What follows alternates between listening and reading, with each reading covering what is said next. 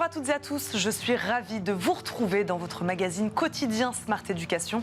Un magazine, vous le savez, dédié à la formation, aux nouveaux métiers, aux nouvelles pédagogies. Le rendez-vous qui donne un futur à la jeune génération. Anti-sèche, téléphone portable, montre connectée, les techniques de triche ne manquent pas. Et chaque année, les étudiants utilisent des méthodes de plus en plus ingénieuses. Mais attention, si l'idée de frauder au bac ou n'importe quel autre examen vous semble alléchante, sachez que vous vous exposez à des sanctions disciplinaires, bien sûr, mais aussi pénales parfois.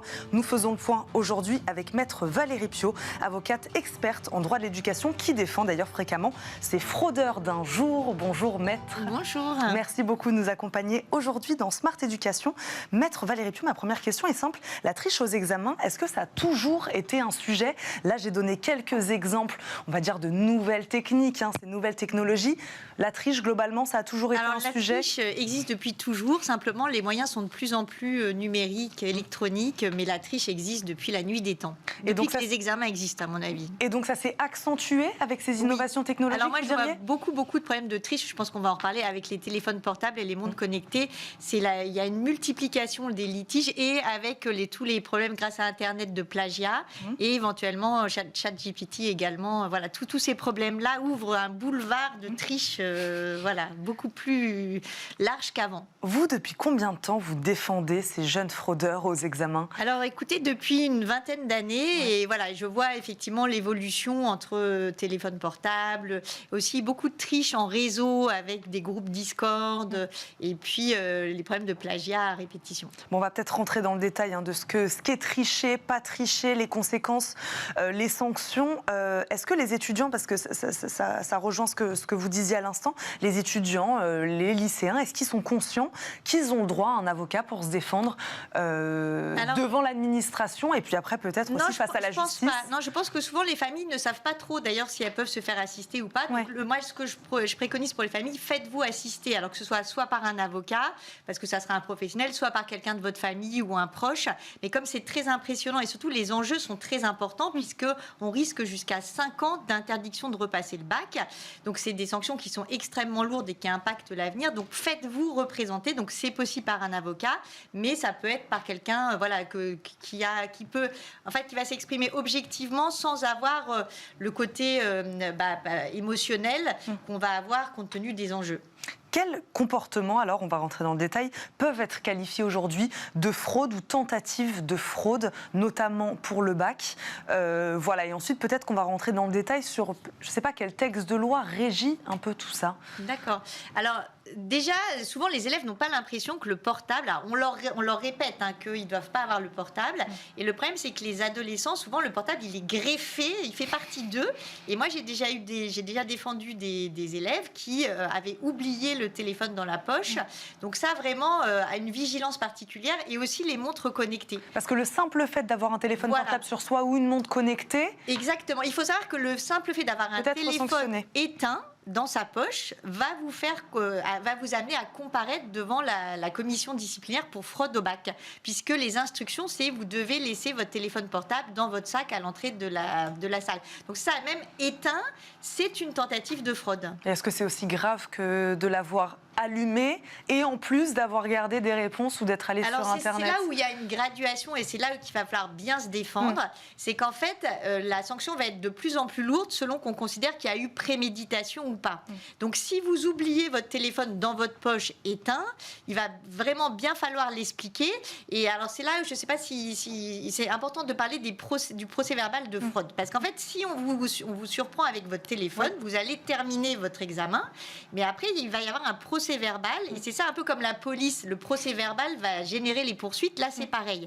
Et donc des fois le procès verbal il est juste dit il y a un téléphone portable, il n'est pas dit s'il est éteint, s'il est allumé, si par exemple il y avait, si on regarde dans les recherches, si c'était connecté sur le site en rapport avec le sujet. Donc si j'ai un conseil à donner aux élèves qui peuvent être surpris avec leur téléphone, et j'espère que ce ne sera pas le cas, c'est vraiment de noter dans le procès verbal, de demander aux surveillants de noter qu'il était complètement éteint, que s'il était en veille, d'aller sur le listing des recherches Internet pour bien montrer qu'il n'était pas du tout connecté sur un sujet en relation avec l'examen. Parce qu'il faut comprendre que ce procès-verbal, c'est la seule chose qui va rester. Ouais. Et après, vous passez devant une commission disciplinaire qui n'aura entre les mains que ça, qui ne connaît pas l'élève et qui ne connaît pas les circonstances. Donc, c'est la seule chose qui reste. Parce que, Maître Valérie Piot, on nous laisse terminer l'examen, même quand on est suspecté de triche. Exactement. On nous voit en train de tricher. Exactement, parce que, en fait, c'est la présomption aussi d'innocence. C'est-à-dire qu'en fait, on vous laisse finir l'examen et après, vous allez comparaître. Donc, vous n'aurez pas votre note tant que vous ne serez pas passé en commission disciplinaire. Et si on considère que vous avez triché lors de la commission disciplinaire, à ce moment-là, vous aurez 0. Mais il y a des cas où les gens vont être relaxés. Donc, on vous laisse terminer l'examen, sauf, alors là, vraiment dans les cas les plus extrêmes, si vous avez demandé à votre frère jumeau de vous remplacer ou à une copine qui vous ressemble, alors là, on va interrompre l'épreuve puisque c'est pas vous qui passez l'épreuve. Donc, sauf dans des cas très particuliers. Donc, vous parliez de la commission disciplinaire. Dans quel cas les sanctions sont juste disciplinaires ? Et ensuite, après, dans quel cas elles sont pénales ? Voilà, qu'est-ce qui différencie, qu'est-ce qui nous fait passer à l'étape supérieure ? Alors, il faut savoir que le pénal, déjà, c'est très, très rare. Ça va être plutôt dans des cas, alors justement, par exemple, vous allez faire une fausse carte d'identité, demander à quelqu'un de vous remplacer. Donc, le pénal, je l'ai vu très rarement, alors que ça fait 20 ans que je défends des élèves qui sont accusés de triche. Donc, ça, c'est vraiment dans les cas les plus extrêmes, ou des cas où, par exemple, la société d'imprimerie qui imprimait les sujets va avoir donné les sujets à quelqu'un. Donc, vous voyez, on sent une sorte d'organisation assez... donc voilà, donc ça c'est des cas qui restent quand même isolés pour qu'il y ait des sanctions pénales, notamment usurpation d'identité en faisant... Voilà. Ça, c'est le cas rare. Après, le cas général, et qui s'applique à tout le monde, c'est que quand vous trichez au bac, vous risquez des sanctions disciplinaires. Donc disciplinaire, c'est-à-dire, moi je voudrais revenir à ce dont on disait tout à l'heure, c'est-à-dire sur quel texte de loi aujourd'hui ou règlement régit cette question de la triche ? Est-ce que c'est le même selon les établissements ? Voilà. Oui, c'est le même. Il y a un code de l'éducation, comme finalement il y a un code de la route quand on conduit. Et quand on est élève, il y a un code de l'éducation. D'ailleurs, il y a peu de gens qui le savent, et qui est très récent d'ailleurs, puisqu'il date de 2000, contrairement au code Napoléon qui date de 1804 pour le code civil. Et donc dans ce code, il est dit, voilà, si vous trichez, quel que soit l'endroit où vous êtes en France, vous risquez ça, vous risquez ces peines-là. Et ces peines, ça va... Non, de toute façon, si vous êtes reconnu comme tricheur, vous aurez 0 à l'épreuve dans laquelle vous avez triché. Au minimum, on aura 0. Au minimum. Après, on peut vous mettre 0 à toutes les épreuves du bac. Ça veut dire que vous repasserez et pas simplement l'épreuve dans laquelle vous avez eu 0. Et après, de la moins grave à la plus grave, c'est blâme, c'est privation de mention, c'est interdiction de repasser le baccalauréat jusqu'à 5 ans, interdiction de s'inscrire dans un établissement d'enseignement supérieur jusqu'à 5 ans. Donc on voit que les sanctions peuvent être extrêmement lourdes. Donc c'est vrai que je crois vraiment que quand on est suspect, quand il y a un procès-verbal de triche, vraiment défendez-vous bien lors de la commission disciplinaire, parce que le problème c'est qu'après on peut saisir un juge, mais c'est beaucoup plus compliqué. Donc il vaut mieux bien se défendre devant la commission. Et comment vous arrivez à réduire au minimum ces peines ? Alors il faut bien expliquer qui vous êtes, notamment si c'est un téléphone portable, justement bien expliquer s'il est éteint, s'il est allumé, faire une recherche sur les pages consultées. Si par exemple vous êtes extrêmement angoissé, que vous êtes, je sais pas, moi j'avais eu le cas d'une gamine où dans la famille il y avait eu un décès de quelqu'un de très proche, etc. Et que l'élève était sous traitement médicamenteux. Donc expliquez les circonstances de fait. Et si vous êtes un très bon élève, éventuellement demandez à des professeurs de faire des attestations sur le fait que vous êtes un élève extrêmement sérieux, que vous n'avez jamais triché de toute votre vie et qu'au contraire vous avez toujours... Donc montrez qui vous êtes, parce que la sanction, en fait, elle doit être proportionnée, elle va dépendre des circonstances. Donc les circonstances, le portable il était éteint, allumé, et de la personnalité de l'élève. Est-ce que vous pouvez nous donner quelques exemples d'affaires dans lesquelles vous êtes intervenu, des plus marquantes peut-être ? Alors, des plus marquantes, toutes mes affaires sont marquantes, mais je dirais surtout que je vois de plus en plus de problèmes de téléphone. J'avais une élève qui était extrêmement sérieuse, félicitations, etc. Et à l'oral, c'était la première à passer l'examen, le grand oral du bac, et on lui a pas redit, laissez votre téléphone portable. Elle est rentrée, mais alors avec son téléphone, c'est ce que je vous disais, greffé dans sa poche, et même pour elle, c'était... Donc elle a préparé son oral, et après qu'elle avait terminé, et du coup, elle a retiré son téléphone téléphone, elle l'a posé sur la table pour regarder l'heure. Donc avec un naturel. Et donc la commission a tenu compte du fait qu'on ne lui avait pas rappelé les instructions et qu'elle l'a fait en toute bonne foi, par exemple. Donc là, on a parlé, c'est vrai, beaucoup du bac, régi donc par ce code de l'éducation. C'est ce que vous nous disiez. On a un tout petit peu de temps pour parler de peut-être des étudiants et de l'enseignement supérieur. Là, c'est un tout petit peu différent. On n'aura pas le temps peut-être de donner plein d'exemples, mais là, c'est régi par un règlement intérieur aussi. C'est là où peut-être qu'on peut faire la différence entre le lycée, l'enseignement supérieur, en se disant que là, tout le monde n'est pas à la même enseigne. En fonction des universités, des écoles, etc., là, les cas sont différents, alors, c'est ça ? Si c'est du public, université, école publique, ça reste le code de l'éducation. Donc, tout le monde est logé à la même enseigne. Et après, quand c'est des écoles privées, ça va dépendre du règlement intérieur des écoles privées. Moi, je dirais aux étudiants, attention au plagiat, parce qu'en fait, maintenant, toutes les écoles ont des logiciels pour qu'ils passent à la moulinette les mémoires.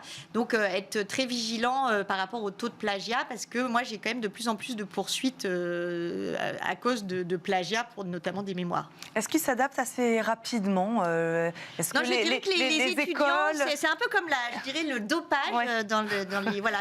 En fait, où les médicaments, enfin, ont toujours un coup d'avance. J'ai l'impression que les élèves ont toujours un coup d'avance, notamment quand il y avait le confinement et qu'il y avait toutes les épreuves à distance avec les groupes Discord ou WhatsApp qui se créaient pour interagir, etc. Oui, vous diriez que les établissements d'enseignement supérieur sont un peu à la traîne, quoi. Ils courent après les nouvelles technologies, les nouveaux moyens de tricher, quoi. Parce que par exemple, ChatGPT, en fait, c'est pas du plagiat, puisqu'en fait, ça va pas prendre des articles qui existent. Donc, en fait, tous ceux, je sais que Sciences Po, je crois, a fait interdire l'utilisation. Là, interdit, carrément. Mais par exemple, il y a plein d'écoles où rien n'est dit. Donc, si rien n'est dit, c'est autorisé, par exemple. Donc, on voit que, en fait, souvent, les établissements ont un petit train de retard pour s'adapter. Et vous, ça vous arrive de jouer là-dessus, justement ? Bah oui. C'est normal, les élèves sont sanctionnés par rapport au cadre légal. Donc si le cadre légal n'interdit pas, c'est que c'est autorisé. C'est normal aussi. Vous, aujourd'hui, les demandes viennent plus des lycéens, justement, ou plutôt des étudiants de l'enseignement supérieur ? Les deux, je dirais beaucoup de lycéens, beaucoup, et quand même aussi pas mal d'éducation supérieure. Je dirais 40% éducation supérieure et enseignement supérieur, pardon, et 60% lycée. Si vous deviez passer un message aujourd'hui, alors j'espère, on ne vous incite pas du tout à frauder, mais pour quelqu'un qui se retrouverait dans une situation de triche d'une manière ou d'une autre, qu'est-ce que vous lui dites aujourd'hui ? Faites-vous assister, ne venez pas seul à la commission parce que les enjeux sont quand même très très très importants et faire bien attention au moment où le procès-verbal est dressé, de bien donner des détails parce que c'est ça qui va rester et la fraude va être appréciée en fonction de ce qu'il y aura dans le procès-verbal. Donc vous avez le droit de mettre une mention, donc mettez une mention, mais surtout venez assister avec quelqu'un, ne venez pas seul. Parce qu'il y en a qui sont de bonne foi quand même, des étudiants. Oui, mais encore faut-il exprimer la bonne foi. En fait, c'est bien d'être de bonne foi, mais il faut le dire clairement. Merci beaucoup, Maître Valérie Piot, d'être venue nous voir aujourd'hui dans Smart Éducation. Je rappelle, vous êtes avocate, experte donc en droit de l'éducation. Merci beaucoup d'être venue nous voir, de nous avoir parlé des sanctions, de la triche aux examens, au bac et aux examens aussi dans l'enseignement supérieur. Merci beaucoup d'avoir été avec nous. Merci à vous de nous avoir suivis. On se retrouve très très vite pour un nouveau numéro de Smart Éducation. À très vite. Salut.